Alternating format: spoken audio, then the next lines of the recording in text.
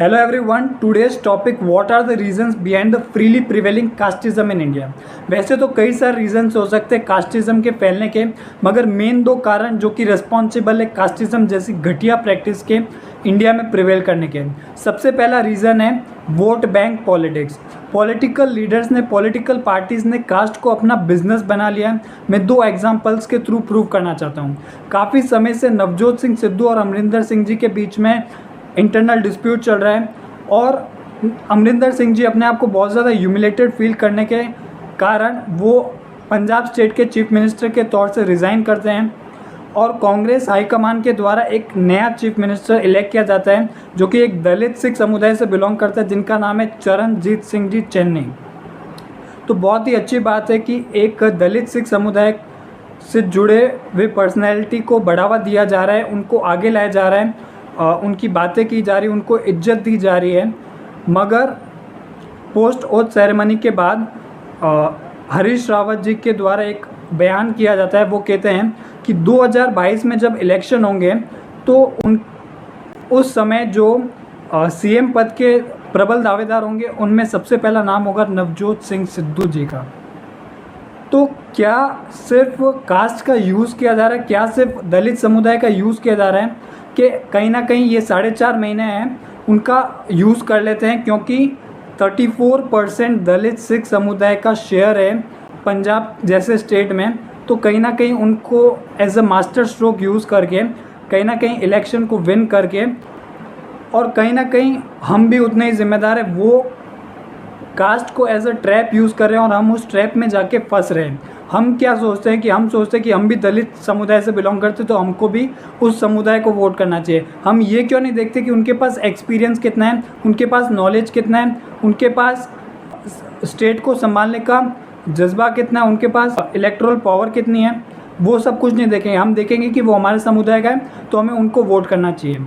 Second example मैं लेना चाहूँगा हाथरस केस का, जहाँ पर बीजेपी गवर्नमेंट जो है वो कहीं ना कहीं जो कास्ट है उसका बहुत अच्छे से यूज़ करती है।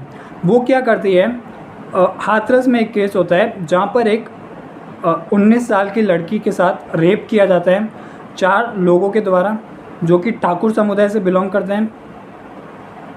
होता क्या है, यूपी की गवर्नमेंट के इशारों पे यूपी की पुलिस जो है वो लड़की के शव को जला देती है फोर्सफुली, ताकि कोई डॉक्यूमेंट ना बचे, कोई भी एविडेंस ना बचे, जो ठाकुर समुदाय के जो लोग हैं उनको बचाया जा सके।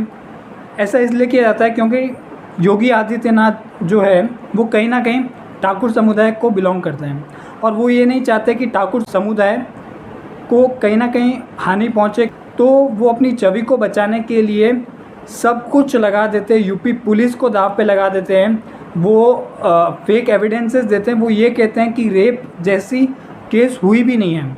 मतलब इस लेवल तक की पॉलिटिक्स करते हैं ये लोग, बहुत ही घटिया किस्म की पॉलिटिक्स करते हैं, बहुत ही घटिया किस्म से कास्ट का यूज़ करते हैं। तो बहुत ही ज़्यादा शर्म की बात है, चाहे वो कांग्रेस की गवर्नमेंट हो चाहे वो बीजेपी की गवर्नमेंट हो, कोई भी इससे अछूत ही नहीं है।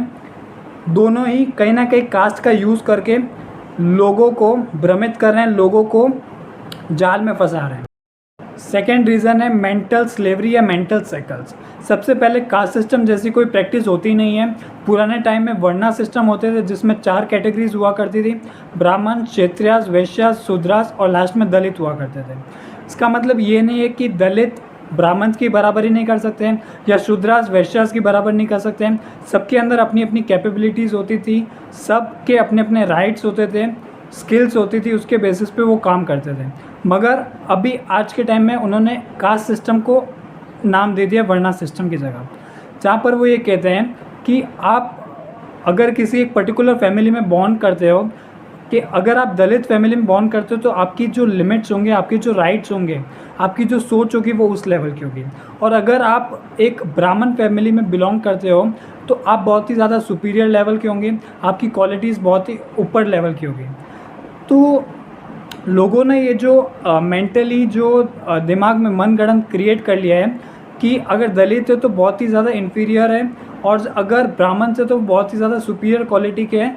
दोनों आपस में एक दूसरे की बराबरी नहीं कर सकते। दलित को अनटचेबल्स के तौर पे ट्रीट किया जाता है, उनसे बराबरी नहीं की जाती है, उनको अलग रखा जाता है, उनके लिए प्लेट्स अलग होती है, पीने के लिए उनको अलग पानी पीना पड़ता है। तो कहीं ना कहीं बहुत ज़्यादा मेंटल स्लेवरी, मेंटल सेकल्स क्रिएट कर ली गए लोगों के दिमाग में। तो अगर आप मेरे बातों से एग्री करते हैं तो थम्स अप साइन से मैसेज कीजिएगा, और अगर कहीं ना कहीं आप मेरी बात से एग्री नहीं करते हैं या फिर आपके कुछ और पॉइंट्स हैं तो मुझे कमेंट में ज़रूर मेंशन कीजिएगा कि आपके क्या पॉइंट्स हैं। Thank you.